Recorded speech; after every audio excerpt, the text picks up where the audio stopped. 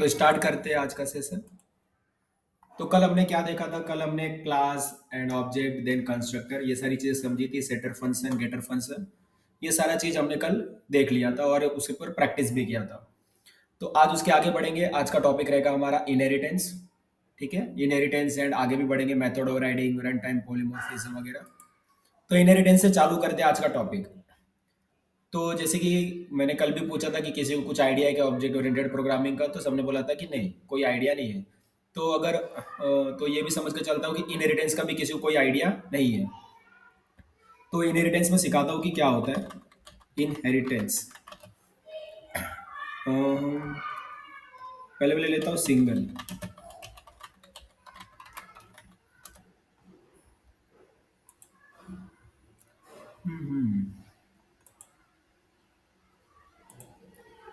तो देखो, अब इसमें क्या होता है इनहेरिटेंस का मतलब, ये तुमने स्कूल में भी सुना होगा इनहेरिटेंस, ये जो वर्ड है, राइट? इनहेरिटेंस वर्ड सुने हो सबने? इनहेरिटेंस सुने तो बता सकते हो इनहेरिटेंस वर्ड तुमको पता है या नहीं पता है? इसको आई थिंक स्कूल में तो सुना होगा, 11th 12th में साइंस में ना, साइंस करके एक सब्जेक्ट था जिसमें इनहेरिटेंस वर्ड काफी बार आया होगा, जिसको सुने होगे। तो अभी इनहेरिटेंस का मतलब क्या होता है? तो इनहेरिटेंस का मतलब होता है कि पेरेंट की कुछ प्रॉपर्टी चाइल्ड के अंदर आती है। राइट राइट, जैसे कि समझो आईज जो होते हैं सेम हो सकते हैं, आंखें सेम हो सकती हैं, या बाल का कलर सेम हो सकता है, या उनका बिहेवियर सेम हो सकता है, राइट? तो पेरेंट की कुछ प्रॉपर्टी चाइल्ड के अंदर आती है, तो इसको क्या कहते हैं? इनहेरिटेंस कहते हैं, इनहेरिटेंस। इसी तरीके से हम जो प्रोग्राम करते हैं, राइट, उसके अंदर भी ये सेम कंसेप्ट होता है। जैसे कि समझो हमारे पास दो क्लासेस है, क्लास ए क्लास बी, दो क्लासेस है हमारे पास। एंड क्लास ए के पास कुछ चीजें है, राइट? क्लास ए के पास समझ सकते हो फंक्शन है, कुछ तो फंक्शन है। एंड क्लास बी के पास वो नहीं है, बट क्लास बी को वो फंक्शन यूज करना है। तो वो क्या करेगा? उसके पास दो ऑप्शन है। पहला तो वो फंक्शन वो खुद ही बना ले, या फिर वो क्लास ए से ले सकता है। ठीक है, दो फन चीजें। या तो मैं इसको और भी अच्छे से समझाऊँ तो एक एग्जांपल लेता हूँ। समझो तुम्हारे फादर है, राइट? तुम्हारे घर पे तुम्हारे फादर के पास एक लैपटॉप है एंड तुम्हारे पास नहीं है। बट तुमको क्या करना है? तुमको लैपटॉप का कुछ काम पड़ गया, तुमको लैपटॉप यूज करना है। तो तुम क्या करोगे? तुम्हारे पास दो ऑप्शन है। या तो तुम अपना नया नया लैपटॉप खरीद सकते हो, राइट? या तो नया लैपटॉप खरीद लो, या फिर तुम अपने पेरेंट्स से ले सकते हो, तुम अपने फादर का लैपटॉप यूज कर सकते हो। दो ऑप्शन है, या तो तुम अपना खुद का ले लो या फिर अपने फादर का यूज कर लो लैपटॉप, राइट? तो ये जो यूज कर रहे हैं हम पेरेंट का चीज, ठीक है, तो पेरेंट की प्रॉपर्टी है, पेरेंट का कुछ फंक्शन है, पेरेंट की कुछ चीजें हैं जो हम यूज कर रहे हैं, उसको क्या कहते हैं? इनहेरिटेंस कहते हैं, इनहेरिटेंस। तो अभी कुछ समझ में आया इनहेरिटेंस क्या होता है? शाश्वत, मयूरेश, हर्षिता, बड़ा इजी है। पेरेंट से कुछ लेना, इसी को इनहेरिटेंस कहते हैं। मीन्स पेरेंट के पास कुछ चीज है जो चाइल्ड के पास नहीं है, तो चाइल्ड क्या कर सकता है? पेरेंट की चीजों को यूज कर सकता है, तो इसको इनहेरिटेंस बोलते हैं। एंड ये जो इनहेरिटेंस के टाइप है, अगर तुमने सी प्रोग्रामिंग या फिर ऐसा कुछ लैंग्वेज, प्रोग्रामिंग लैंग्वेज सीखा होगा, तो तुमको पता होगा कि टोटल 5 टाइप्स के इनहेरिटेंस होते हैं। Single inheritance, multi level inheritance, multiple inheritance, hierarchical inheritance, hybrid inheritance. ऐसे 5 टाइप के इनहेरिटेंस होते हैं प्रोग्रामिंग लैंग्वेज में। बट जावास्क्रिप्ट के अंदर ना सिर्फ तीन ही इनहेरिटेंस है, single, multi level and hierarchical. इधर मैं एक काम करता हूँ, एक फाइल बना लेता हूँ पहले, इन इनहेरिटेंस करके डॉट जेएस। तो कौन से पहले तो इनहेरिटेंस का डेफिनेशन लिख लेता हूँ कि इनहेरिटेंस बोलते क्या है। ठीक है, इसमें क्या होता है, इधर नीचे लिखता हूँ मैं। द चाइल्ड क्लास, जो भी चाइल्ड क्लास होगा, the child class acquire the properties of parent class. The child class acquire the properties of parent class. तो चाइल्ड क्लास के पास क्या आ जाएगा? पेरेंट क्लास का कुछ प्रॉपर्टीज आ जाएगा। The child class acquire the properties of parent class. तो यहाँ पर चाइल्ड क्लास क्या कर सकता है? पेरेंट क्लास का कुछ प्रॉपर्टीज को यूज कर सकता है, चाहे तो वो वेरिएबल्स हो सकते हैं, चाहे वो फंक्शंस हो सकते हैं, उसको यूज कर सकता है चाइल्ड क्लास। पर ये जो टाइप्स ऑफ इनहेरिटेंस होते हैं, टाइप्स ऑफ इनहेरिटेंस, पहला टाइप क्या है? Single inheritance. दूसरा है मल्टी लेवल इनहेरिटेंस। तीसरा है मल्टीपल इनहेरिटेंस।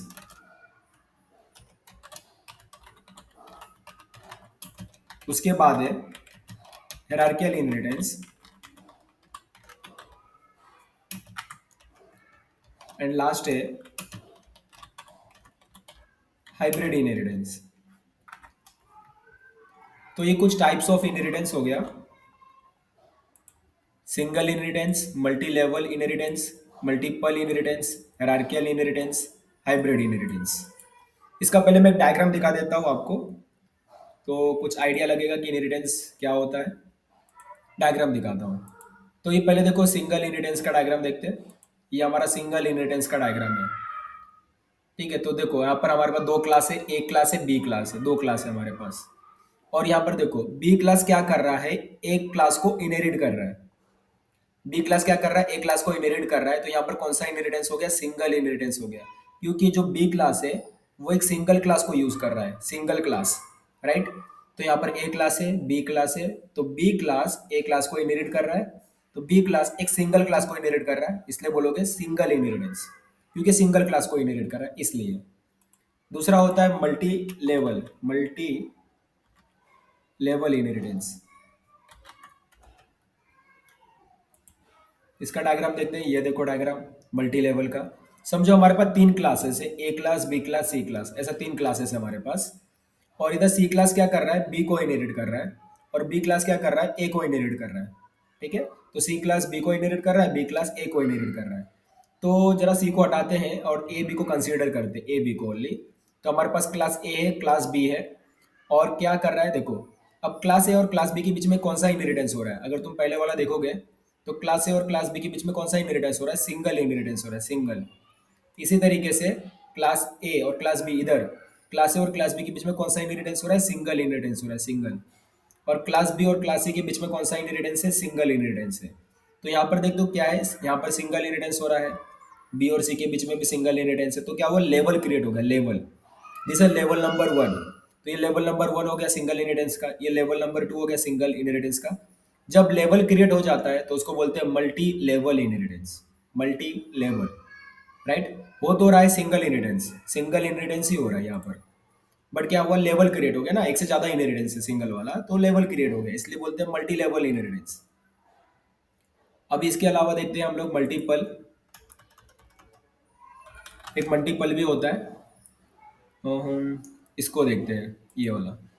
तो समझो हमारे पास तीन क्लासेस है, क्लास ए है, क्लास बी है और क्लास सी है। और यहाँ पर क्लास बी क्या कर रहा है, क्लास ए को भी इनहेरिट कर रहा है और क्लास बी को भी इनहेरिट कर रहा है। तो जो क्लास सी है वो क्लास ए को इनहेरिट कर रहा है, क्लास बी दोनों को इनहेरिट कर रहा है। तो क्लास सी मल्टीपल क्लासेस को इनहेरिट कर रहा है, मल्टीपल क्लासेस। अगर क्लास सी मल्टीपल क्लासेस को इनहेरिट कर रहा है तो क्या बोलोगे, मल्टीपल इनहेरिटेंस, मल्टीपल, राइट, क्योंकि मल्टीपल क्लासेस को इनहेरिट कर रहा है इसलिए बोलोगे मल्टीपल इनहेरिटेंस। एक होता है हायरार्कियल इनहेरिटेंस, उसको दिखाता हूँ।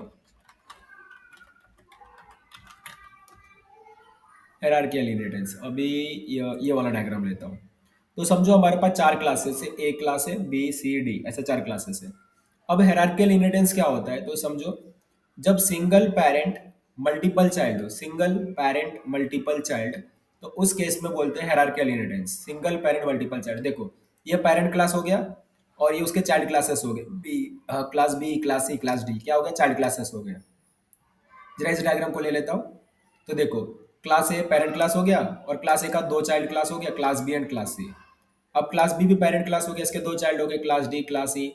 क्लास सी भी एक पेरेंट हो गया जिसके दो चाइल्ड क्लासेस हो गए, क्लास एफ, क्लास जी। तो जब सिंगल पेरेंट और मल्टीपल चाइल्ड हो, देखो यहाँ पर दो ही है बट तीन भी हो सकता है, चार भी हो सकता है, पांच भी हो सकता है, उससे फर्क नहीं पड़ता। तो जब सिंगल पेरेंट मल्टीपल चाइल्ड हो तो बोलोगे hierarchical inheritance, hierarchical inheritance. Next one है हाइब्रिड इनहेरिटेंस। हाइब्रिड नाम से समझ में आ रहा है हाइब्रिड है। अब हाइब्रिड क्या होता है, देखो तुमने चार इनहेरिटेंस देखा, सिंगल देखा, मल्टी लेवल देखा, मल्टीपल देखा, हायरार्कियल देखा। किसी भी दो या दो से ज्यादा कॉम्बिनेशन करो तो वो बन जाता है हाइब्रिड इनहेरिटेंस। किसी भी टू का कॉम्बिनेशन करो या फिर टू से ज्यादा का भी कॉम्बिनेशन कर सकते हो, वो हाइब्रिड इनहेरिटेंस बन जाएगा। तो इधर समझ में आया कुछ इनहेरिटेंस के बारे में, कि single inheritance, multi level inheritance, multiple, hierarchical, hybrid, क्या डिफरेंस है तीनों में? बेसिकली तीनों मतलब ये जो पांचों हमने सीखा वो बहुत ही सिंपल है।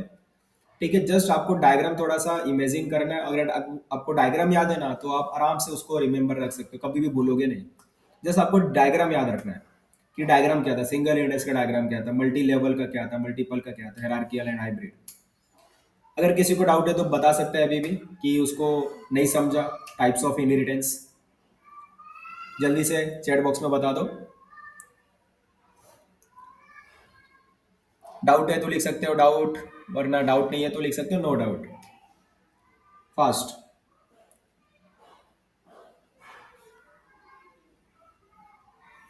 श्योर। तो आई थिंक डाउट नहीं है, क्योंकि ये देखो ये कंसेप्ट बहुत इजी है, बहुत ही इजी कंसेप्ट है, एकदम आराम से। और सिर्फ ये कंसेप्ट इधर ही नहीं है, तुम ये जावास्क्रिप्ट में जो ऑब्जेक्ट ओरिएंटेड प्रोग्रामिंग का जो कंसेप्ट सीख रहे हो, वो जितने भी प्रोग्रामिंग लैंग्वेजेस है जो ऑब्जेक्ट ओरिएंटेड प्रोग्रामिंग है, सब में होता है। चाहे वो सी प्लस प्लस हो, जावा हो, पाइथन हो, पीएचपी हो, सी शार्प हो। ठीक है, इन फ्यूचर अगर तुम ये सारे लैंग्वेजेस सीखने वाले हो तो डेफिनेटली ये जो कंसेप्ट तुम सीख रहे हो वो डेफिनेटली तुमको उधर हेल्प करने वाला है। क्योंकि जो कंसेप्ट सीख रहे हो कंसेप्ट बिल्कुल सेम रहेगा, जस्ट क्या से बदलेगा, कोडिंग का सिंटेक्स बदलेगा। बट कंसेप्ट सेम रहेगा, डेफिनेशन सेम रहेगा। ठीक है, सिर्फ कोडिंग का सिंटेक्स बदल जाएगा थोड़ा सा, बाकी सारा सब कुछ सेम। तो हमने टाइप्स ऑफ इनहेरिटेंस देखा, अभी चलते हैं कोडिंग के पॉइंट ऑफ व्यू से इसको समझते हैं। अभी तो जस्ट हमने डायग्राम देखा, कोडिंग के पॉइंट ऑफ व्यू से हमने इसको नहीं समझा। तो कोडिंग के पॉइंट ऑफ व्यू से चलते हैं कि जावास्क्रिप्ट में इसको करेंगे कैसे। तो मैं एक और चीज बता देता हूँ, जावास्क्रिप्ट के अंदर ना सिर्फ single inheritance, multi level and hierarchical होता है। सिंगल होता है, मल्टीपल मल्टी लेवल होता है एंड हायरार्किकल। मैं इधर लिख भी लेता हूँ कि ये होता है। यस, ठीक है, ये होता है, ये भी होता है। तो सिंगल होता है, मल्टी लेवल होता है, मल्टीपल नहीं होता, नो। हायरार्किकल यस होता है, हाइब्रिड नहीं होता, नो। तो सिंगल इनहेरिटेंस जावास्क्रिप्ट में पॉसिबल है, मल्टी लेवल इनहेरिटेंस जावास्क्रिप्ट में पॉसिबल है, मल्टीपल इनहेरिटेंस जावास्क्रिप्ट में पॉसिबल नहीं है, हायरार्किकल इनहेरिटेंस जावास्क्रिप्ट में पॉसिबल है एंड हाइब्रिड इनहेरिटेंस जावास्क्रिप्ट में पॉसिबल नहीं है। अब ये नो का आंसर क्या है, मतलब रीजन तो कुछ तो होगा। क्या रीजन है कि जिसकी वजह से जावास्क्रिप्ट के अंदर multiple inheritance and hybrid inheritance नहीं होता, समझेंगे। ठीक है, अगर तुमने सी प्लस प्लस पढ़ा इससे पहले तो तुमको इसका रीजन पहले से ही पता होगा कि क्यों ये नहीं होता, या फिर तुमने जावा पढ़ा है तो भी इसका रीजन तुमको पता होगा। बट अगर नहीं पढ़ा है तो कोई बात नहीं, मैं बताने वाला हूँ यहाँ पर। पहले यहाँ पर थोड़ा सा मैं डायग्राम के कोडिंग के पॉइंट ऑफ व्यू से जाने से पहले थोड़ा सा डायग्राम में समझाऊंगा, मतलब थोड़ा सा अंडरस्टैंडिंग के लिए कि हम लोग क्या क्या करने वाले हैं। तो समझो, मैं एक क्लास ए बना लूंगा, ओके, देन क्लास बी बनाऊंगा, देन क्लास सी बनाऊंगा, देन उसके बाद मैं एक क्लास डी बनाऊंगा। समझो मेरे पास चार क्लासेस है, ठीक है, मेरे पास चार क्लासेस बन गई, class A, class B, class C, class D, ये मेरे चार क्लासेस हो जाएंगे। अब समझो जो क्लास बी है ना, वो क्या करता है, क्लास ए को इनहेरिट करता है। तो जो क्लास बी है वो क्लास ए को इनहेरिट करता है, तो कौन सा इनहेरिटेंस हो गया इधर, सिंगल इनहेरिटेंस, राइट।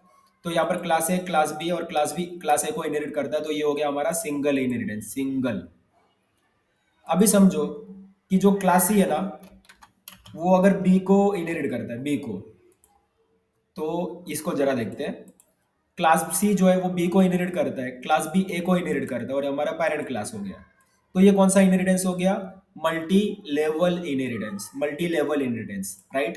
क्योंकि यहाँ पर लेवल क्रिएट हो गया, ये देखो, single inheritance level number one, single inheritance level number two. तो लेवल क्रिएट हो गया, इसलिए बोलोगे multi level inheritance, multi level inheritance, okay. अब समझते हैं, अगर जो क्लास डी है, अगर उसने बी को भी इनहेरिट कर रखा है, साथ में सी को भी इनहेरिट कर रखा है, जो कि होता है मल्टीपल इनहेरिटेंस। क्या होता है, मल्टीपल, मल्टीपल इनहेरिटेंस होता है ये वाला केस। ठीक है, अगर क्लास डी ने एक से ज्यादा क्लासेस को इनहेरिट कर रखा है तो क्लास डी ने क्लास बी को भी इनहेरिट किया, क्लास सी को भी इनहेरिट किया, तो दोनों क्लासेस को इनहेरिट किया, तो क्या हो गया, ये मल्टीपल इनहेरिटेंस हो गया, जो कि जावास्क्रिप्ट में पॉसिबल नहीं है। बट फिलहाल ऐसा समझते हैं कि पॉसिबल है, ऐसा समझ लेते हैं, इमेजिन करते हैं। ठीक है, क्योंकि वो रीजन को हमको समझना है, राइट, रीजन समझना है। तो रीजन के लिए जस्ट इमेजिन कर लेते हैं कि क्लास डी ने क्लास बी को भी इनहेरिट किया, क्लास सी को भी इनहेरिट किया, राइट। तो इसके आगे चलते हैं। नेक्स्ट है हायरार्किकल इनहेरिटेंस। अब ये कैसे होगा, सिंगल पेरेंट मल्टीपल चाइल्ड। तो ये हमारा पेरेंट क्लास है, इसके दो चाइल्ड क्लासेस बनाने पड़ेंगे। तो क्लास बी उसका चाइल्ड क्लास हो गया, हम लोग क्या करते हैं, क्लास बी को हटाकर इधर क्लास ए लिख देते हैं। तो ये भी क्या हो गया, उसका चाइल्ड क्लास बन गया। तो क्लास बी भी चाइल्ड क्लास बन गया, क्लास सी भी चाइल्ड क्लास बन गया, दोनों चाइल्ड क्लास बन गया, राइट। तो ये कौन सा इनहेरिटेंस हुआ, ये हो गया hierarchical inheritance. Hierarchical inheritance fourth one, hierarchical inheritance. तो ये देखो यहाँ से लेके यहाँ तक हेरार्कियल हो गया, एंड ये वाला मल्टीपल है। अगर मैं पूरा कंसीडर करूँ तो क्या बन गया, हाइब्रिड इनहेरिटेंस बन गया। अब हाइब्रिड इनहेरिटेंस क्या होता है, combination of any two or more than two inheritance is called hybrid inheritance. किसी भी दो या दो से ज्यादा कॉम्बिनेशन करोगे वो हाइब्रिड इनहेरिटेंस बन जाएगा। तो ये क्या बन गया, हाइब्रिड इनहेरिटेंस बन गया। तो इतना किसी को डाउट है अभी फिलहाल कि टाइप्स ऑफ इनहेरिटेंस कैसे कैसे होगा? जस्ट क्लास बनाना है जस्ट। तो अभी तो जस्ट मैंने थोड़ा सा कोडिंग के पॉइंट ऑफ व्यू से नहीं बताया, जस्ट इमेजिन करने के लिए बताया। अभी जरा वो रीजन समझ लेते हैं कि multiple inheritance and hybrid inheritance क्यों नहीं पॉसिबल, रीजन समझ लेते हैं पहले। ठीक है, चलो ऐसे समझते हैं। एक और चीज इधर समझ जाता हूँ पहले तो समझो अभी क्या है कि ये जितने भी अपने पास क्लासेस है, राइट, जितने भी क्लासेस है, इसके पास समझते हैं हमारे पास कि सबके पास पेन है, पेन। ठीक है, पेन पता होगा जिसे हम लिखते हैं। ठीक है, पेन है सबके पास। ये बिना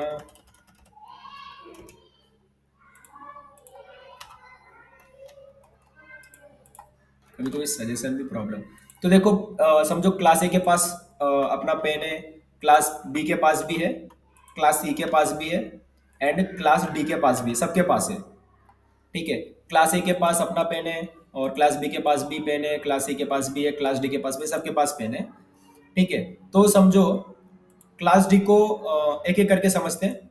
ठीक है, थोड़ा सा ध्यान देना यहाँ पर कि क्या बता रहा हूँ। समझो अगर क्लास ए को पेन यूज करना रहेगा, राइट, समझो क्लास ए है, उसको पेन यूज करना है, तो वो क्या करेगा, पेन को यूज कर लेगा, उसके पास अवेलेबल है, राइट। क्लास ए को अगर पेन यूज करना है तो यूज कर सकता है, उसके पास पेन है, कोई प्रॉब्लम नहीं है। समझो क्लास बी है, क्लास बी को पेन यूज करना है, राइट, क्लास बी को पेन यूज करना है तो वो यूज कर सकता है, उसके पास भी पेन अवेलेबल है, उसमें कोई प्रॉब्लम नहीं है, राइट। तो क्लास बी को पेन यूज करना है तो क्लास बी पेन यूज कर सकता है। तो ये समझ लेते हैं, समझो क्लास बी के पास पेन नहीं है। अगर क्लास बी के पास पेन नहीं है तो वो क्या करेगा, क्या उस समय एरर आएगा? नहीं। अगर क्लास बी के पास पेन नहीं है तो वो चेक करेगा कि मेरा जो पेरेंट क्लास है, मेरा जो पेरेंट क्लास है, क्या उसके पास पेन है? यस, क्लास ए के पास पेन है। तो मैं क्या कर सकता हूँ, मैं पेन यूज कर सकता हूँ, मैं क्लास ए का पेन यूज करूंगा, राइट। इस तरीके से चलता है। अभी अगर मैंने इधर हटा दिया तो हटा ही देता हूँ। ठीक है, इसको समझाने के लिए समझो क्लास सी है, क्लास सी को पेन यूज करना है तो उसके पास पेन है, बराबर। तो क्लास सी तो अपना पेन यूज कर सकता है। सपोज अगर उसके पास पेन नहीं होता, उसके पास पेन नहीं है, तो क्या होगा, तो क्लासी क्या करेगा, उसका पेरेंट, उसका जो पेरेंट क्लास है उसको चेक करेगा, क्या उसके पास पेन है? क्या यस, उसके पास पेन है। तो क्लासी क्या करेगा, क्लास ए का पेन यूज करेगा, राइट। ये तो इनहेरिटेंस होता है। इनहेरिटेंस क्या था, the child class acquire the properties of parent class, जिसके अंदर चाइल्ड क्लास क्या कर सकता है, पेरेंट का प्रॉपर्टीज यूज कर सकता है, चाहे वो वेरिएबल्स हो, चाहे वो फंक्शंस हो, चाहे वो मेथड्स हो। तो जो चाइल्ड क्लास है वो पेरेंट की चीजों को यूज कर सकते हैं। तो वही हम इधर कर रहे हैं।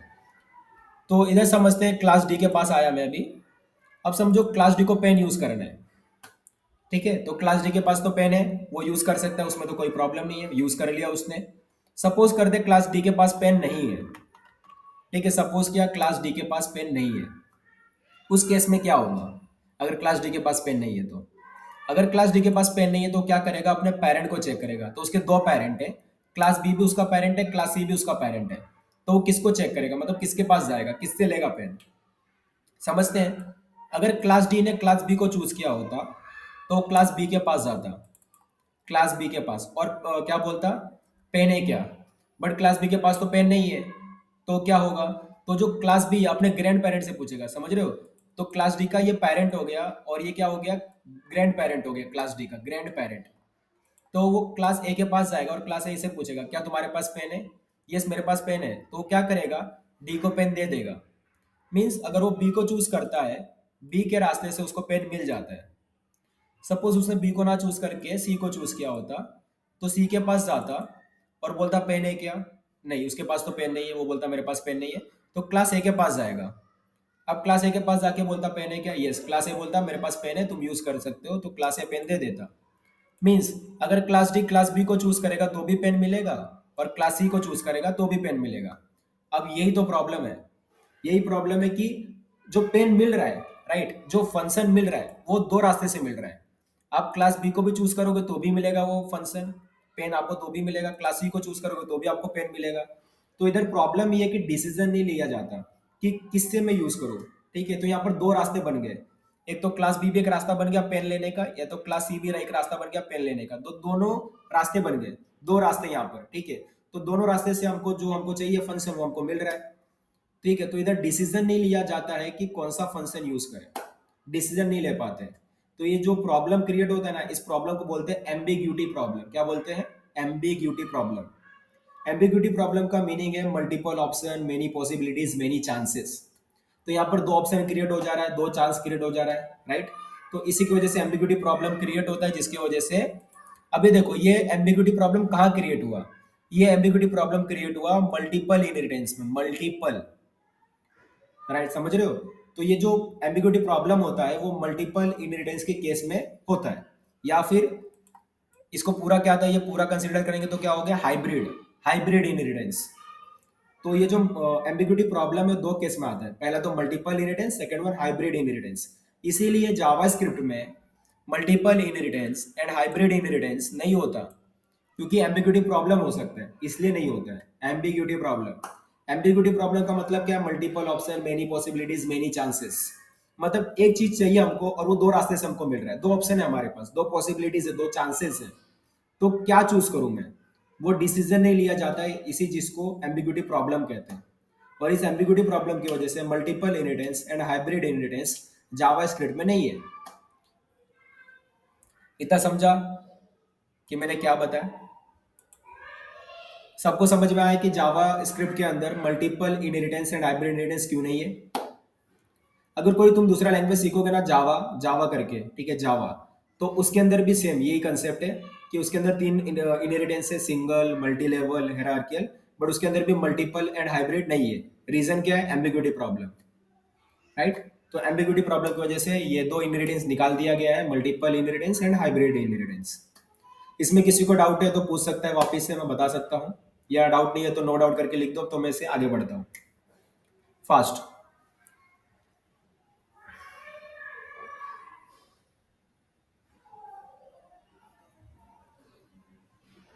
Okay, no doubt.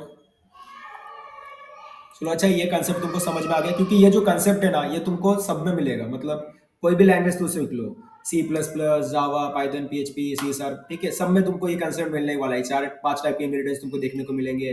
किसी में एम्बिग्यूटी प्रॉब्लम देखने को मिलेगा, कोई एम्बिग्यूटी प्रॉब्लम को सॉल्व कर लेता है। अब ये एम्बिग्यूटी प्रॉब्लम का ना एक सॉल्यूशन है। अगर तुमने पाइथन प्रोग्रामिंग लैंग्वेज सुना होगा, पाइथन प्रोग्रामिंग लैंग्वेज, तो पाइथन के अंदर ना ये पांचों इंग्रेडिएंट्स होते हैं। अभी पांचों इंग्रेडिएंट्स होते हैं, तो पाइथन ने क्या सॉल्यूशन लगाया है?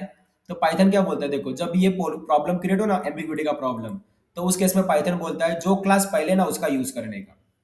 तो क्लास बी पहले, राइट, तो क्लास बी का यूज करूंगा। अगर यहाँ पर क्लास सी लिखा रहता तो क्लास सी का यूज करूंगा, यहाँ पर बी लिखा रहता तो जो क्लास पहले आएगा उसका यूज करूंगा। डेट सिंपल, पाइथन ने सिंपल सॉल्व कर दिया एम्बिग्यूटी प्रॉब्लम को, कि जो क्लास पहले आएगा उसका यूज कर लो, काम ही खत्म, प्रॉब्लम खत्म, राइट। तो इस तरीके से डिफरेंट डिफरेंट प्रोग्रामिंग लैंग्वेजेस से सबका अपना अपना स्ट्रेटेजी है। कोई multiple inheritance and hybrid inheritance implement किया है और किसी ने इंप्लीमेंट नहीं किया है, ठीक है। तो एक रीजन उसमें से ये है ambiguity problem, ambiguity problem create होता है, इसलिए नहीं किया है। तो चलो, ये तुमको समझ में आ गया होगा, बहुत ही अच्छा है। तो इसके अब आगे चलते हैं, कोडिंग के पॉइंट ऑफ व्यू से इसको समझते हैं। अभी तक कोडिंग तो हमने लिखा नहीं है, कोडिंग के पॉइंट ऑफ व्यू से देखते हैं। तो इसको कोडिंग के पॉइंट ऑफ व्यू से दिखाने के लिए मैं क्या करता हूँ, क्लास ए बना लेता हूँ एंड क्लास बी बना लेता हूँ, दो क्लासेस बना लेता हूँ, क्लास ए, क्लास बी। तो दो क्लासेस मैंने बना लिया। अब इधर मुझे करना है सिंगल इनहेरिटेंस करना है, सिंगल। तो मैं क्या लिखूंगा, इधर एक्सटेंड्स कीवर्ड लिखूंगा और ए लिखूंगा। तो हमारे पास जावास्क्रिप्ट के अंदर इनहेरिटेंस करने के लिए एक्सटेंड्स कीवर्ड का यूज किया जाता है, एक्सटेंड्स, EXTENDS, एक्सटेंड्स कीवर्ड। तो एक्सटेंड्स लिखने का एंड देन क्लास का नाम लिखने का जिसको आप इनहेरिट करना चाहते हो। तो इधर क्या हुआ, क्लास बी ने क्लास ए को इनहेरिट कर लिया। तो ये कौन सा इनहेरिटेंस हो गया, सिंगल इनहेरिटेंस हो गया, सिंगल इनहेरिटेंस, राइट। तो हमने इधर परफॉर्म कर लिया सिंगल इनहेरिटेंस। अभी समझो मैं एक और क्लास बनाता हूँ, क्लास सी। जिस तरीके से मैंने तुमको समझाया मैं उसी तरीके से क्लासेस भी बना रहा हूँ, ठीक है, जिसको तुमको अच्छे से समझ में आए। तो मैंने एक्सटेंड्स कर लेता हूँ क्लास बी को। तो मेरे पास तीन क्लासेस है, class A, class B, class C. Class C जो है क्लास बी को इनहेरिट करता है, एंड जो क्लास बी है वो क्लास ए को इनहेरिट करता है। ठीक है, तो ये कौन सा इनहेरिटेंस हो गया? Multi level inheritance, multi level. Right, पहले हमने सिंगल इनहेरिटेंस देखा था, देन अभी मल्टी लेवल इनहेरिटेंस हमने देख लिया, मल्टी लेवल। अभी समझो अब इसमें मल्टीपल तो होता नहीं है, राइट, मल्टीपल तो हम कर नहीं सकते, साथ में हाइब्रिड भी कर नहीं सकते, तो बचा लास्ट वन एक ही, हेरार्कियल इनहेरिटेंस। हेरार्कियल इनहेरिटेंस क्या होता है? Single parent multiple child. तो ये देखो, ये हमारा पेरेंट क्लास हो गया, इसके दो चाइल्ड क्लास बना देते हैं, तो इधर मैं बी को हटाकर मैं ए कर देता हूँ, हो गया मेरा हेरार्कियल इनहेरिटेंस। तो क्लास ए पेरेंट क्लास हो गया, ठीक है, दोनों का क्लास ए पेरेंट क्लास हो गया, और इसके दो चाइल्ड है, क्लास बी भी उसका चाइल्ड है, क्लास सी भी उसका चाइल्ड है, तो इधर हो गया सिंगल पेरेंट मल्टीपल चाइल्ड, तो ये हो गया हेरार्कियल इनहेरिटेंस। आई से तुमको समझाओ यहाँ पर क्या मैंने बताया। अब मैं क्या करता हूँ ना, इसके अंदर मैं कुछ कोड लिखता हूँ, अभी तक तो हमने कुछ कोड नहीं लिखा है, इसके अंदर मैं कुछ कोड लिखता हूँ। तो डिस्प्ले नाम का एक फंक्शन बना रहा हूँ, जो कि कंसोल डॉट लॉग करता है, कंसोल डॉट लॉग, और क्लास का जो नाम है उसको प्रिंट करता है, क्लास ए प्रिंट करेगा ये, ठीक है, इस तरीके से।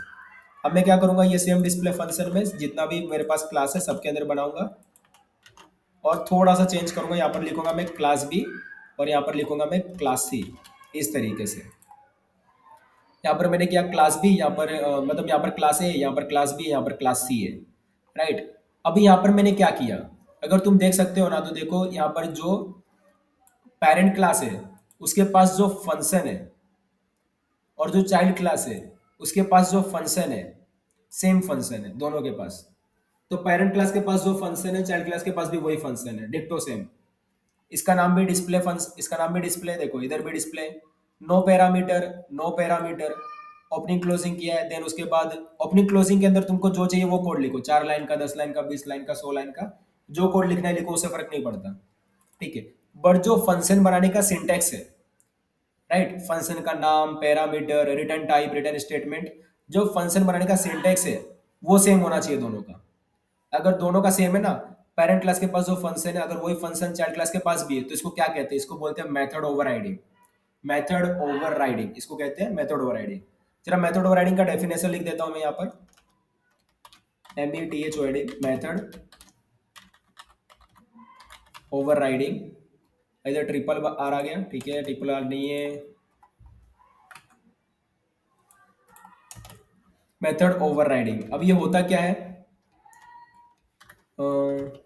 इसको लिखो, the function which is present in parent class, the function which is present in parent class,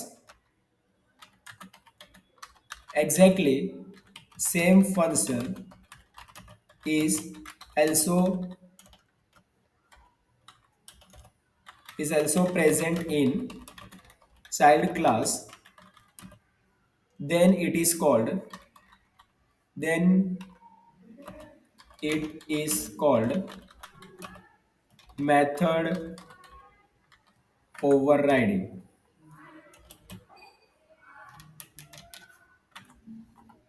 इसको मैं कमेंट कर देता हूं। देखो डेफिनेशन क्या है, the function which is present in parent class, जो फंक्शन पेरेंट क्लास के पास है, display function, right, exactly same function is also present in child class.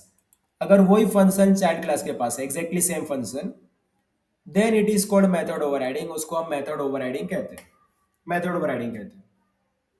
ये समझ में आ रहा है? सेम फंक्शन है, क्लास ए के पास सेम फंक्शन है, क्लास बी के पास सेम फंक्शन है, इसको बोलते हैं मेथड ओवरराइडिंग। अगर समझो, अगर मैंने यहां से ना ये जो वर्ड है अगर मैंने इसको हटा दिया मैंने वो word, तो हमारे पास दो क्लास है, क्लास ए है, क्लास बी है, दोनों के पास सेम फंक्शन है, क्या मैं इसको मेथड ओवरराइडिंग बोलूंगा? आंसर बता सकते हो क्या ये अभी भी मेथड ओवरराइडिंग है? हमारे पास दो क्लास है, क्लास ए क्लास बी है, दोनों के पास सेम फंक्शन है, क्या मैं उसको मेथड ओवरराइडिंग बोलूंगा? Yes or no? फटाफट आंसर दो सब लोग, मेथड ओवरराइडिंग है या नहीं है? फास्ट है तो यस, नो नहीं है तो no. Fast fast, Prachi, Nidhi, Shubham, Mayuri, सरसिता।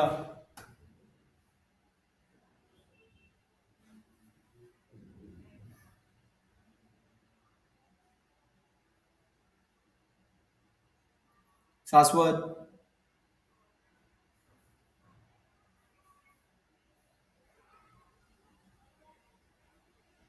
Answer क्यों नहीं दे रहे हो? Are you there in the meet?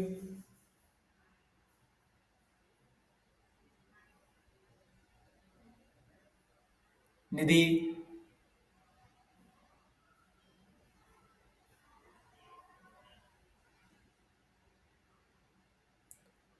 Nidhi, are you there in the meet? तो आंसर क्यों नहीं दे रहे हो?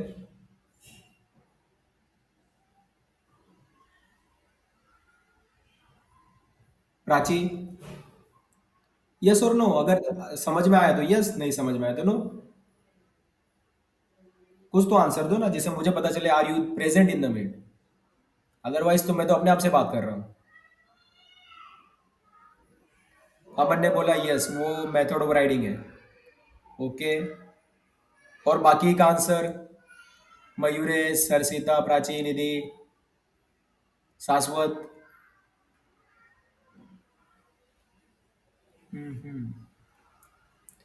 ना तो हाँ बोल रहे ना तो ना बोल रहे, ये चल क्या रहा है?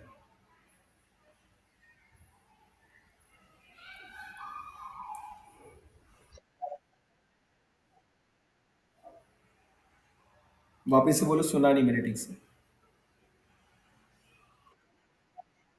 अच्छा, ओके ओके, तुम्हारा नेटवर्क है। बाकी लोग?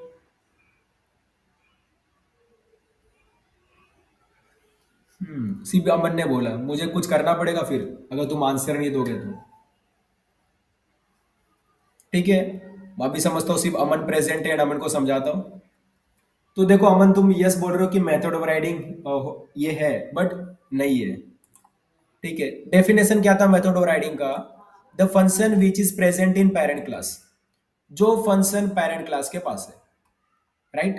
तो ये हमारा क्लास हो गया, इसके पास फंक्शन है। Exactly same function is also present in child class. तो यहाँ पर तुम वर्ड देख रहे हो, parent class, child class, right? Parent class, child class. तो parent class and child class होना चाहिए, बट ये देखो, ये क्लास ए क्लास बी है। क्या क्लास बी, क्या क्लास बी और क्लास ए के बीच में parent class and child class का रिलेशन है? नहीं है। यहाँ पर क्लास ए इंडिपेंडेंट क्लास है, क्लास बी एक इंडिपेंडेंट क्लास है। दोनों के बीच में कोई भी रिलेशन नहीं है, चाइल्ड पेरेंट का कोई भी रिलेशन नहीं है दोनों के बीच में, क्योंकि दोनों ने इनहेरिटेंस ही नहीं किया है, राइट? यहाँ पर इनहेरिटेंस हो रहा है कि क्लास ए क्लास बी के बीच में नहीं हो रहा, इनहेरिटेंस नहीं हो रहा है इन दोनों के बीच में। No inheritance. अगर इनहेरिटेंस ही नहीं है, तो फिर parent class and child class का रिलेशन स्टैब्लिश हो ही नहीं सकता। अगर पेरेंट क्लास चाइल्ड क्लास है ही नहीं, तो हम मेथड ऑफ राइडिंग बोल ही नहीं सकते, भले ही इसके पास सेम फंक्शन हो, फर्क नहीं पड़ता। तो क्लास ए के पास एक डिस्प्ले फंक्शन है, क्लास बी के पास भी डिस्प्ले फंक्शन है, बट मैं इसको मेथड ऑफ राइडिंग नहीं बोलूंगा। क्यों नहीं बोलूंगा? क्योंकि इधर इनहेरिटेंस नहीं हो रहा है, इनहेरिटेंस। इधर पेरेंट क्लास चाइल्ड क्लास का रिलेशन स्टैब्लिश नहीं हो रहा है, इसलिए मैं इसको मेथड ऑफ राइडिंग नहीं बोलूंगा। मेथड ऑफ राइडिंग बोलने के लिए यहाँ पर ये होना जरूरी है, एक्सटेंड से। अब जाकर यहाँ पर class B and class A के बीच में parent class and child class का रिलेशन रिलेशन एस्टाब्लिश हुआ। तो जब पेरेंट क्लास है चाइल्ड क्लास है एंड उनके पास अगर सेम फंक्शन है, तभी जाकर मैं मेथड ऑफ राइडिंग बोलूंगा, right? The function which is present in parent class के पास जो फंक्शन है, exactly same function is also present in child class. वही फंक्शन चाइल्ड क्लास के पास भी है, तो जाकर इसको बोलोगे मेथड ओवर राइडिंग। तो मेथड ओवर राइडिंग होने के लिए क्या चाहिए? इनहेरिटेंस होना जरूरी है। अगर इनहेरिटेंस नहीं है, तो आप मेथड ओवरराइडिंग नहीं बोल सकते कि मेथड ओवरराइडिंग करके हो रहा है, नहीं, बिल्कुल भी नहीं, गलत। ठीक है। इनहेरिटेंस होने के लिए मेथड ओवरराइडिंग होना जरूरी है, ये पहले याद रखना। या तुमसे पूछा भी जा सकता है कि मेथड ओवरराइडिंग होने के लिए क्या चाहिए, तो इनहेरिटेंस होना जरूरी है, उसके बाद बाकी सारे कंडीशन, ये parent class child class same function वगैरह बाकी सारी चीजें बाद में। पहला क्या होना चाहिए? इनहेरिटेंस हो। अगर इनहेरिटेंस ही नहीं है, तो सेम फंक्शन बनाओ, जो चाहे बनाओ, कुछ भी बनाओ, फर्क नहीं पड़ता। इनहेरिटेंस नहीं, वो मेथड ओवरराइडिंग नहीं है। तो चलो, इतना समझ में आ गया होगा कि मेथड ओवरराइडिंग किसको कहते हैं। अभी मैं क्या करता हूँ ना, जितने भी मेरे पास क्लासेस सबका मैं ऑब्जेक्ट बना के दिखाता हूँ। तो क्लास ए का ऑब्जेक्ट बनाया एंड क्लास बी का भी ऑब्जेक्ट बनाता हूँ, क्लास बी का ऑब्जेक्ट बनाया, देन क्लास सी का ऑब्जेक्ट बनाता हूँ। उसके बाद क्या करता हूँ, तीनों का जो डिस्प्ले फंक्शन है वो कॉल करता हूँ। ए डो डिस्प्ले कॉल किया, बी डो डिस्प्ले, सी डो डिस्प्ले। तो मैंने ए करके ऑब्जेक्ट बनाया, बी करके ऑब्जेक्ट बनाया, सी करके ऑब्जेक्ट बनाया, class A class B class C का, एंड सबके ऊपर मैंने डिस्प्ले कॉल किया। इधर आउटपुट क्या होगा? What will be the output? इधर आउटपुट क्या होगा? तो देखो सिंपल सी बात है, क्लास है ना अपना डिस्प्ले फंक्शन यूज करना चाहता है। क्लास ए का जो ऑब्जेक्ट है अपना डिस्प्ले फंक्शन यूज करना चाहता है, तो क्लास ए के फंक्शन में क्या लिखा है? तो डिस्प्ले फंक्शन में क्लास ए प्रिंट होगा, right? Console dot log class A. तो इसके आउटपुट क्या होगा इसके लिए? तो ए डॉट डिस्प्ले जब हम कॉल करेंगे तो क्लास ए करके प्रिंट होगा। जब हमने बी डॉट डिस्प्ले किया, बी डॉट डिस्प्ले जब हमने कॉल किया, तो क्या प्रिंट होगा? क्लास बी करके प्रिंट होगा, क्लास बी। जब हम सी डॉट डिस्प्ले कॉल कर रहे हैं तो क्या प्रिंट होगा? क्लास सी करके प्रिंट होगा। जरा रन करके देख लेते हैं। कंट्रोल ऐसे मैंने सेव कर दिया प्रोग्राम को, इसको अब रन करता हूं मैं। रन किया, देखो class A class B class C आ गया हमारे तीनों classes, class A class B class सी।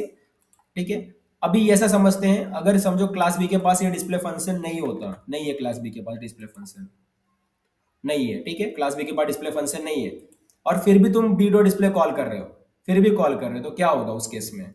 जैसे कि मैंने बताया, अगर उसके पास नहीं है तो उसके पेरेंट का रन होगा, पेरेंट का, राइट? तो क्लास बी का पेरेंट कौन है? क्लास बी का पेरेंट है क्लास ए।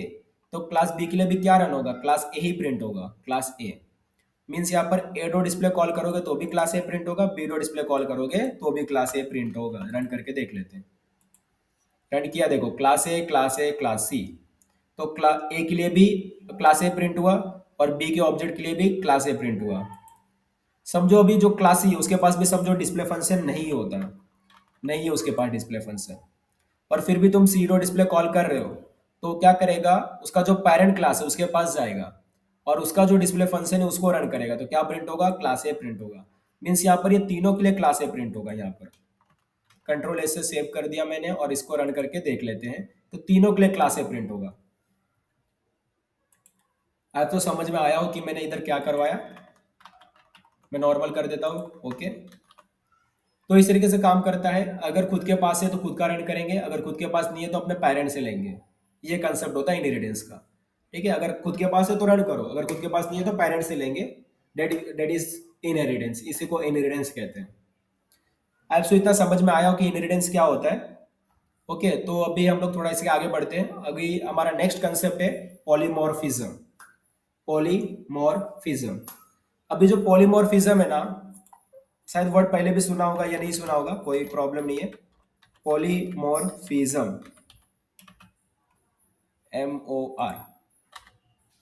MORPHISM, polymorphism. पॉलीमॉर्फिज्म, ये जो पॉलीमॉर्फिज्म होता है दो टाइप का होता है। पहला type run time polymorphism and दूसरा है कंपाइल टाइम पॉलीमॉर्फिज्म। तो दो होता है, run time polymorphism, compile time polymorphism. दो टाइप के पॉलीमॉर्फिज्म होते हैं।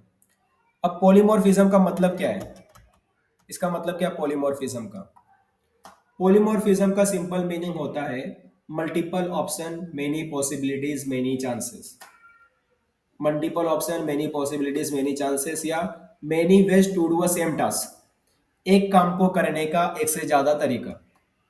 मतलब काम एक ही है बट ज्यादा ऑप्शंस है हमारे पास। मैं इसको ऑप्शन नंबर ए से भी कर सकता हूँ, ऑप्शन नंबर बी से भी कर सकता हूँ, दो ऑप्शन है मेरे पास।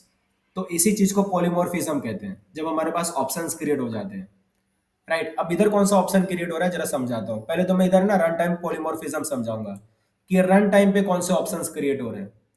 राइट, रन टाइम पॉलीमॉर्फिज्म क्या होता है पहले मैं ये समझाऊंगा तुमको, उसके बाद फिर कंपाइल टाइम पॉलीमॉर्फिज्म पे आएंगे। रन टाइम पॉलीमॉर्फिज्म पहले समझाता हूँ। देखो, तुमने जब क्लास ए मतलब क्लास ए का ऑब्जेक्ट बनाया और ए डो डिस्प्ले कॉल किया तो क्लास ए प्रिंट हुआ, राइट, कोई प्रॉब्लम नहीं है इसके अंदर। हमने क्लास बी का ऑब्जेक्ट बनाया, बी डो डिस्प्ले कॉल किया, राइट, तो क्लास बी प्रिंट हुआ, इसमें भी कोई प्रॉब्लम नहीं है। बट अगर जब हमने ये कर दिया कि हमने क्लास बी का बी डो डिस्प्ले हम कॉल कर रहे हैं और समझो क्लास बी के पास अगर डिस्प्ले फंक्शन है ही नहीं, है ही नहीं, उस केस में क्या हो रहा है? उस केस में, राइट, इधर दो केसेस क्रिएट हो रहे हैं। पहला तो उसके पास है, दूसरा उसके पास नहीं है। तो समझो जब तुमने बीडो डिस्प्ले कॉल किया तो क्लास बी के पास आएंगे और सर्च करेंगे क्या इसके पास डिस्प्ले फंक्शन है, फाइंड करेंगे डिस्प्ले फंक्शन है क्या। अगर इसके पास डिस्प्ले फंक्शन है तो डिस्प्ले फंक्शन रन कर देंगे, राइट, डिस्प्ले फंक्शन रन कर देंगे। सेकंड, अगर इसके पास डिस्प्ले फंक्शन नहीं है तो ये अपने पेरेंट क्लास के पास जाएगा, पेरेंट क्लास के पास, और पेरेंट क्लास के पास देखेगा डिस्प्ले फंक्शन है क्या, यस डिस्प्ले फंक्शन है, तो पेरेंट क्लास का रन करेगा। मीन्स यहाँ पर दो ऑप्शन क्रिएट हो रहा है, दो ऑप्शन। पहला तो या तो क्लास बी का डिस्प्ले फंक्शन रन हो सकता है, सेकंड ऑप्शन क्लास ए का डिस्प्ले फंक्शन रन हो सकता है। दो ऑप्शन यहाँ पर क्रिएट हो रहे हैं, राइट। इसीलिए अब ये जो दो ऑप्शन क्रिएट हो रहे हैं, तो इसमें से कौन सा रन होगा? वो जो डिसीजन है वो रन टाइम पे लिया जाता है। रन टाइम, रन टाइम मतलब जब तुम प्रोग्राम को रन करते हो उस समय जो टाइम होता है उसको रन टाइम कहते हैं।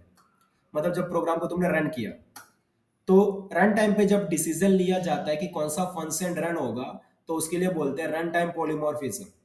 मतलब रन टाइम पे डिसीजन लिया जा रहा है कि कौन सा फंक्शन कॉल होने वाला है, कौन सा फंक्शन रन होने वाला है, तो रन टाइम पॉलीमॉर्फिज्म। अन्ना, रन टाइम पॉलीमॉर्फिज्म होने के लिए दो कंडीशन की रिक्वायरमेंट है, दो कंडीशन। तो पहला कंडीशन बताता हूं। तो रन टाइम पॉलीमॉर्फिज्म फिलहाल इधर हो क्यों रहा है, क्या क्यों हो रहा है रन टाइम पॉलीमॉर्फिज्म यहाँ पर? रन टाइम पॉलीमॉर्फिज्म यहाँ पर इसीलिए हो रहा है क्योंकि जो क्लास ए और क्लास बी उसके पास सेम फंक्शन है, पहली बात तो, राइट। क्लास ए और क्लास बी के पास, दोनों के पास सेम फंक्शन है। क्लास ए के पास भी डिस्प्ले फंक्शन है, क्लास बी के पास भी डिस्प्ले फंक्शन है, इसीलिए तो ऑप्शन क्रिएट हो रहा है। इसीलिए तो many possibilities, many chances create हो रहे हैं, right. Many ways to do same task, एक काम को करने का एक से ज्यादा तरीका। मीन्स मैं डिस्प्ले कॉल कर रहा हूँ, पर जब मैं डिस्प्ले कॉल करता हूँ वो क्लास बी भी प्रिंट हो सकता है या क्लास ए भी प्रिंट हो सकता है, राइट। तो जैसे कि मैं बता रहा हूँ, many options, many possibilities, many chances, many ways to do same task, तो यही चीज हो रही है। अब यहाँ पर दोनों के पास सेम फंक्शन, इसको क्या कहते हैं? इसको बोलते हैं method overriding. Method overriding means run time polymorphism होने के लिए मेथड ओवरराइडिंग चाहिए। अगर यहाँ पर समझो मैंने मेथड ओवरराइडिंग, मतलब मेथड ओवरराइडिंग इधर होता ही नहीं, या तो समझो इनहेरिटेंस ही, पहले तो मेथड ओवरराइडिंग बोलता हूँ, समझो इधर मेथड ओवरराइडिंग हो ही नहीं रहा है, तो क्या तुम इसको रन टाइम पॉलीमॉर्फिज्म बोलोगे? नहीं बोलोगे, बिल्कुल भी नहीं, बिल्कुल भी नहीं। अगर तुम्हारे पास मेथड ओवरराइडिंग ही नहीं हो रहा है तो रन टाइम पॉलीमॉर्फिज्म हो ही नहीं सकते। रन टाइम पॉलीमॉर्फिज्म होने के लिए मेथड ओवरराइडिंग होना जरूरी है। एंड मेथड ओवरराइडिंग होने के लिए क्या चाहिए था? इनहेरिटेंस होना जरूरी है। इनहेरिटेंस मींस ये तीनों जो कंसेप्ट है जुड़े हुए हैं। अगर इनहेरिटेंस है तो जाके मेथड ओवरराइडिंग पॉसिबल है। अगर मेथड ओवरराइडिंग हो रहा है तो जाके रन टाइम पॉलीमॉर्फिज्म पॉसिबल है। अगर इनहेरिटेंस ही नहीं है तो no method overriding. No method overriding, no run time polymorphism. समझ में आ रहा है? ये जो तीनों कंसेप्ट हमने सीखा वो तीनों कंसेप्ट जुड़े हुए हैं सब। इनहेरिटेंस है तो जाके मेथड ओवरराइडिंग होगा, मेथड ओवरराइडिंग है तो जाके रन टाइम पॉलीमॉर्फिज्म होगा। तीनों कंसेप्ट जुड़े हुए थे, इसलिए मैंने से एक साथ ही सबको बताया, इजीली बताया। किसी को कोई डाउट इसके अंदर? अमन, कोई डाउट है? रन टाइम पॉलीमॉर्फिज्म क्या होता है? नहीं। ठीक है, हमेशा याद रखना, बहुत ही छोटा सा कंसेप्ट है। मेथड रन टाइम पॉलीमॉर्फिज्म होने के लिए दो चीजें चाहिए, पहला तो इनहेरिटेंस, दूसरा मेथड ओवरराइडिंग। अगर इसमें से कुछ भी मिसिंग है, no run time polymorphism. That's simple. इधर समझ में आ गया? तो इसके आगे बढ़ते हैं, कंपाइल टाइम पॉलीमॉर्फिज्म को समझते हैं। कंपाइल टाइम पॉलीमॉर्फिज्म क्या होता है? तो बेसिकली ना, जावा स्क्रिप्ट के अंदर कंपाइल टाइम पॉलीमॉर्फिज्म नहीं होता। जावा स्क्रिप्ट के अंदर कंपाइल टाइम पॉलीमॉर्फिज्म नहीं होता। ठीक है, अभी क्यों नहीं होता, जरा मैं एक प्रोग्राम भी लिख के दिखाता हूँ और दिखाता हूँ कि जावा स्क्रिप्ट के अंदर कंपाइल टाइम पॉलीमॉर्फिज्म क्यों नहीं होता है। इतना तो समझ गया ना? आज हमने क्या क्या देखा फिलहाल के लिए? इनहेरिटेंस देखा, टाइप्स ऑफ इनहेरिटेंस देखे, जिसमें हमने तीन चीजें देखी, single inheritance, multi level inheritance, hybrid and hierarchical inheritance. और हमने ये भी समझा कि जावास्क्रिप्ट के अंदर multiple inheritance and hybrid inheritance क्यों नहीं होता है। उसके बाद मेथड ओवरराइडिंग देखा, उसके बाद पॉलीमॉर्फिज्म, रन टाइम पॉलीमॉर्फिज्म देखा। अभी कंपाइल टाइम पॉलीमॉर्फिज्म देखने जा रहे हैं। ठीक है, उसके लिए मैं क्या करता हूँ, एक सेपरेट फाइल बना लेता हूँ कंपाइल टाइम पॉलीमॉर्फिज्म समझाने के लिए, सेपरेट फाइल है।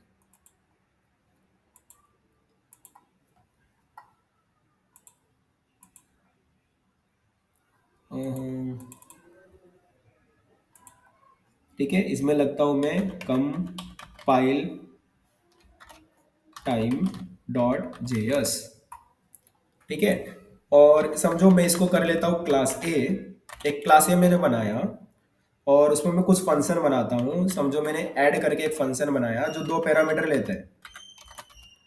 ठीक है, और मैं इधर क्या करता हूँ, कंसोल डॉट लॉग करता हूँ और addition of A and B का वैल्यू प्रिंट करता हूँ।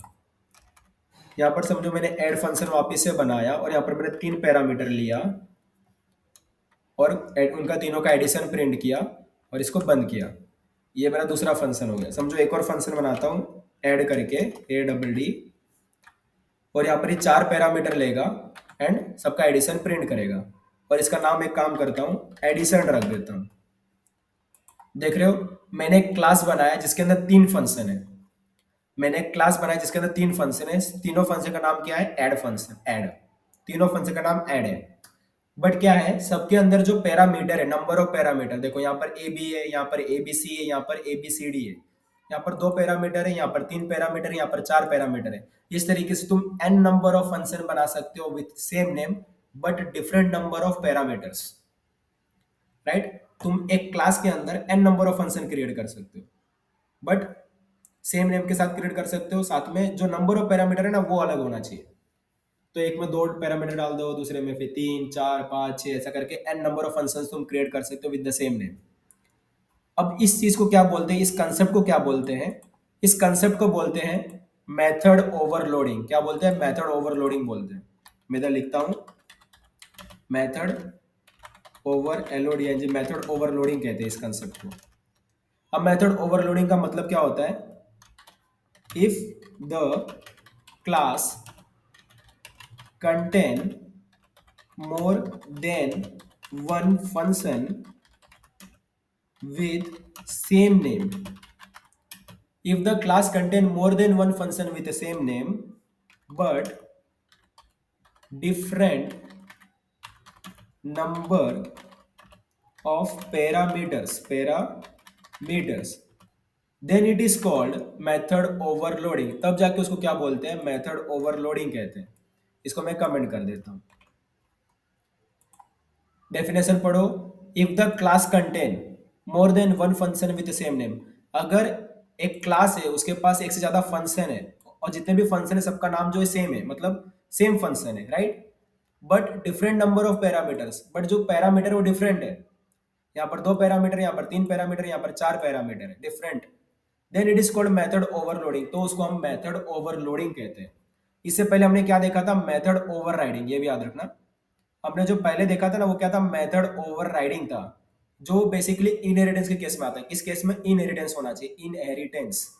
बट मेथड ओवरलोडिंग होने के लिए नो इनहेरिटेंस, इधर कुछ इनहेरिटेंस वगैरह कुछ भी नहीं चाहिए। ठीक है, ये पूरा अलग कंसेप्ट है, फुल्ली अलग। ठीक है, हमेशा याद रखना डिफरेंस है दोनों में, मेथड ओवरराइडिंग में, मेथड ओवरलोडिंग में। मेथड ओवरराइडिंग क्या था कि इफ द पेरेंट क्लास, जो फंक्शन पेरेंट क्लास के पास है, the function which is present in parent class exactly same function is also present in child class, then it is called method overriding. उसको method overriding कहते हैं। मतलब इधर parent class child class आ रहा है, मतलब इधर इनहेरिटेंस हो रहा है। बट यहाँ पर क्या है? यहाँ पर तो मैंने एक सिंपल सा क्लास बना दिया जिसके अंदर तीन फंक्शन बना दिए, तीनों फंक्शन का नाम सेम है, नंबर ऑफ पैरामीटर अलग है। इसको क्या बोलोगे? Method overriding, method overloading. ठीक है, तो ये मेथड ओवरराइडिंग था, ये मेथड ओवरलोडिंग है। तो यहाँ पर हमने क्या किया? मेथड ओवरलोडिंग किया है। अब एक काम करते हैं, इसका एक ऑब्जेक्ट बनाते हैं। ठीक है, तो इसका मैंने एक ऑब्जेक्ट बनाता हूं। एक ऑब्जेक्ट मैंने बना लिया और इसके ऊपर क्या करूंगा? फंक्शन कॉल करूंगा। पहले दो पैरामीटर का कॉल करता हूं। ठीक है, अब नॉर्मली देखो क्या होना चाहिए। नॉर्मली देखो क्या होना चाहिए, अगर कोई ये सेम प्रोग्राम अगर तुम किसी दूसरे प्रोग्रामिंग लैंग्वेज में लिखते तो क्या होता? यहाँ पर तुम दो पैरामीटर पास करो फंक्शन कॉल करने के लिए। तो एक क्लास मतलब एडिशन का जो ऑब्जेक्ट है उसके ऊपर ऐड फंक्शन चला रहे हो और 4,5 पास किया, दो पैरामीटर पास किया, तो बेसिकली ये वाला फंक्शन कॉल होना चाहिए था, ये वाला जिसका दो पैरामीटर है। राइट? नॉर्मली ऐसा होना चाहिए था। अगर तुम तीन पैरामीटर डालोगे तो ये वाला कॉल होना चाहिए, अगर चार पैरामीटर डालोगे तो ये वाला कॉल होना चाहिए, ऐसा। राइट? दो पैरामीटर यूज करो तो दो पैरामीटर वाला फंक्शन, तीन पैरामीटर यूज करो तो तीन पैरामीटर वाला फंक्शन, चार पैरामीटर कॉल डाल रहे हो तो चार पैरामीटर वाला फंक्शन, ऐसा कॉल होना चाहिए था नॉर्मली। बट क्या मैं इधर रन करूंगा वैसा कॉल होगा? देखते हैं। Addition of A comma B comma C and D, NaN. NaN आ रहा है, नन मतलब नॉट अ नंबर, ये नंबर नहीं है। मीन्स इधर क्या हो रहा है कि तुम दो पैरामीटर पास कर रहे हो पहले, बट ये कॉल इसको कर रहा है, इसको ए बी सी डी को कॉल कर रहा है। मीन्स चार पैरामीटर वाले फंक्शन को कॉल कर रहा है, ये चार पैरामीटर वाले फंक्शन को।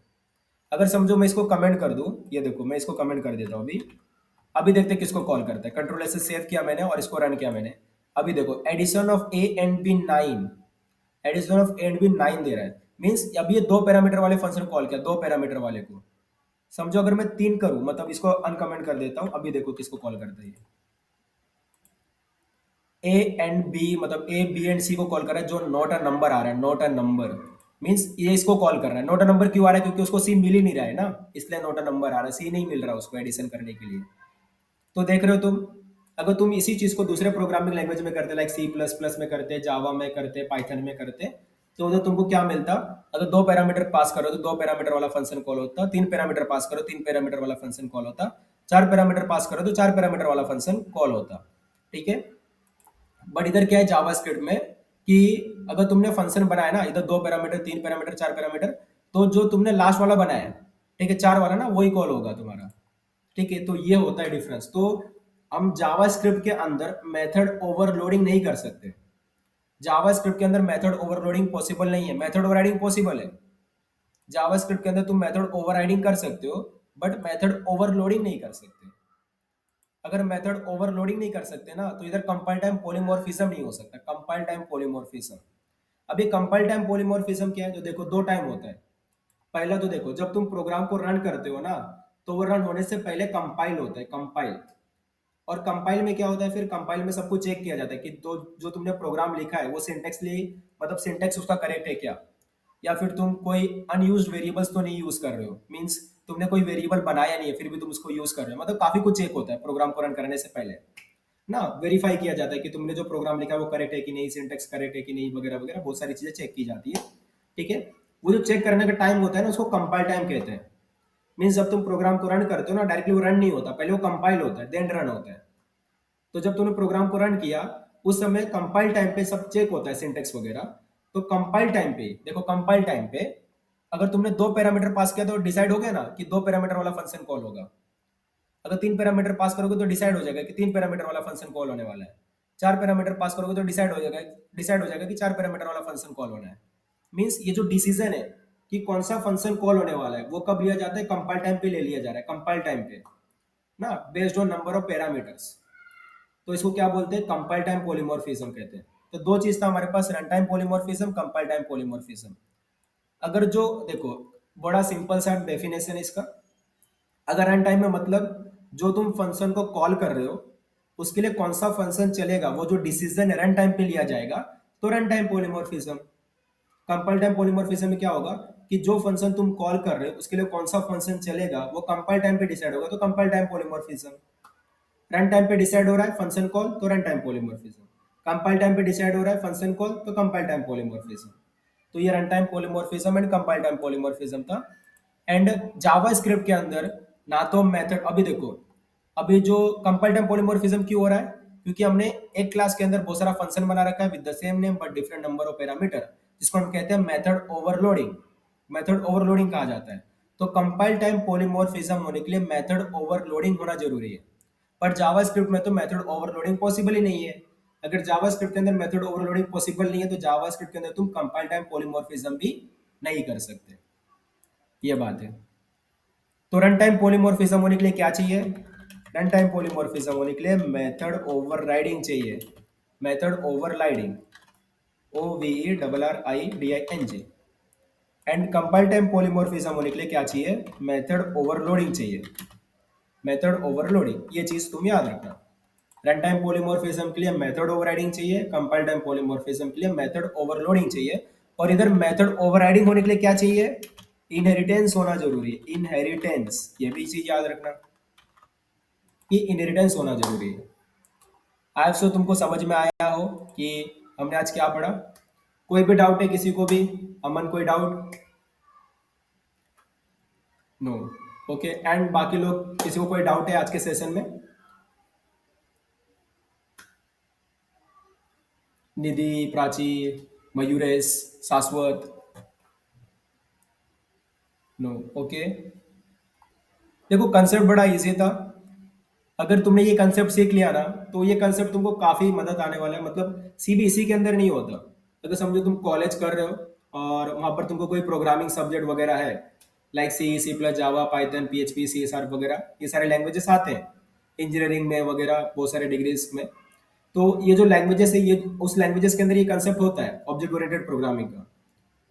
अगर वो कंसेप्ट वहां पर है तो डेफिनेटली ये जो हम पढ़ रहे हैं वो सब होगा, like class, object, inheritance, method overloading, overriding, polymorphism, ये सारा कंसेप्ट वहां पर होने वाला है।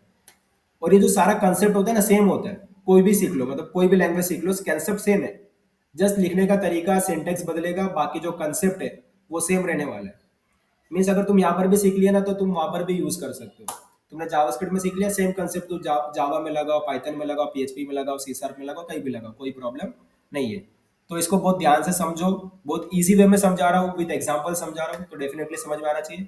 अगर फिर भी ना समझ में आया तो जो इसका रिकॉर्डेड सेशन है एक दो बार देख लेना, डेफिनेटली समझ में आ जाएगा। लेक्चर फिर से देखकर बताऊं यूं सर, मेरा नेटवर्क इशू था तो मैं बराबर लीव हो रहा था। ठीक है, कोई प्रॉब्लम नहीं है, रिकॉर्डेड सेशन देख लेना। ठीक है।